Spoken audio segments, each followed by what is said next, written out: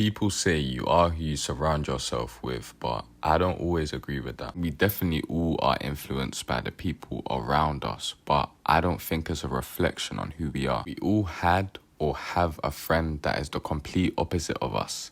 Maybe they get in trouble a lot. Maybe they're lazy, or maybe they like to party. What I'm saying is we often surround ourselves with opposite people that are not really like us, and sometimes we surround ourselves with people that have negative impacts on us.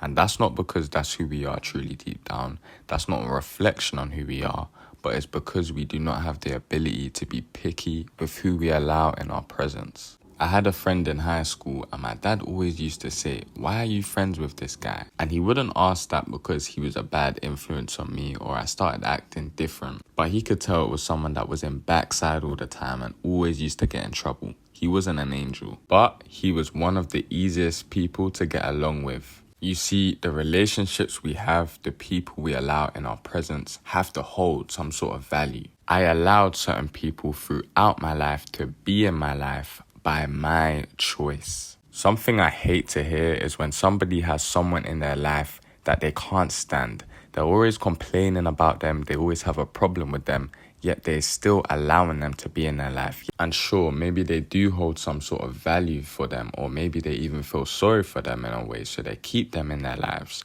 But it's clear that they're not doing anything good for that person, and that person isn't doing any good for them. And while we don't owe anybody anything, I know in my life there are a select few people that I owe a lot to. So I know, of course, it's hard. It is hard for some people to go just like this, for you to cut them off easily. But ask yourself, how much do you value your own space? You don't need to have a God complex to be picky.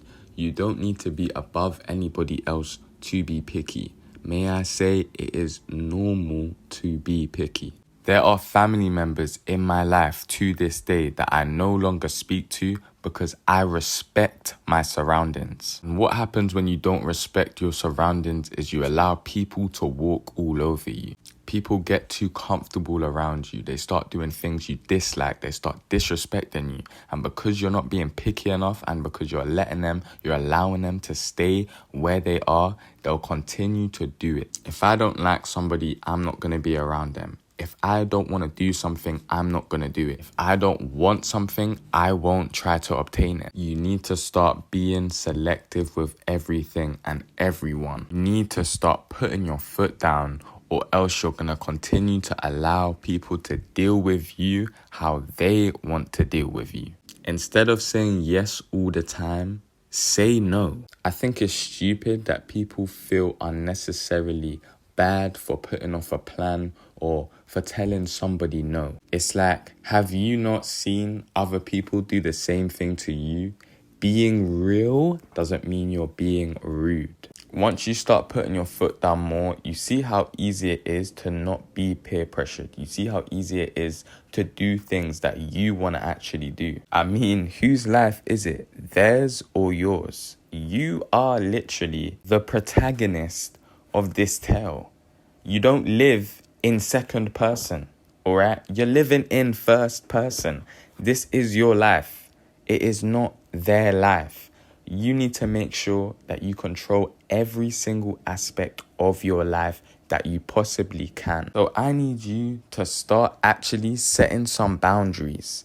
A lot of people need to set some boundaries because people allow to happen when they're not setting any boundaries. I'm getting a bit passionate because somebody in my life isn't setting boundaries for themselves. And I have so many boundaries set up, even though I barely talk to anybody.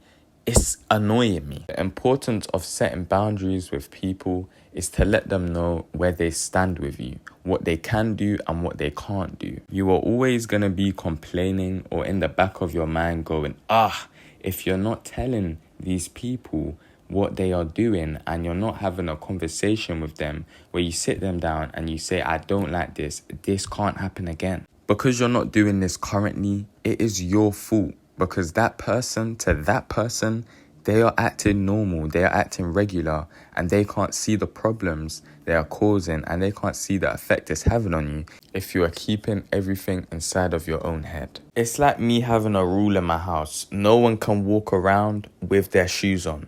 And when I see somebody doing it, I don't tell them to take their shoes off. That is how I view my life. There's always bound to be somebody that is walking around your life with their shoes on, and it is up to you to check them. There are bound to be people you don't want in your life, and it's up to you to correct it, to correct them. Self-care to me as of late has been putting myself first, which I learned isn't selfish the hard way. That means only allowing people in my life that will affect me positively. I don't really have time for a headache right now. I don't know about you. So I need my positive influences. I need that social media feed that instead of making me sit there and scroll, that makes me want to get up, makes me want to do something. I want to mainly put good food in my body. I need to be working out 20 minutes to an hour at least 5 days a week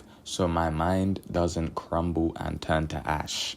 I need to keep my mind healthy. I need to go to bed at a set time and wake up at a set time. This is how you should be talking to yourself now.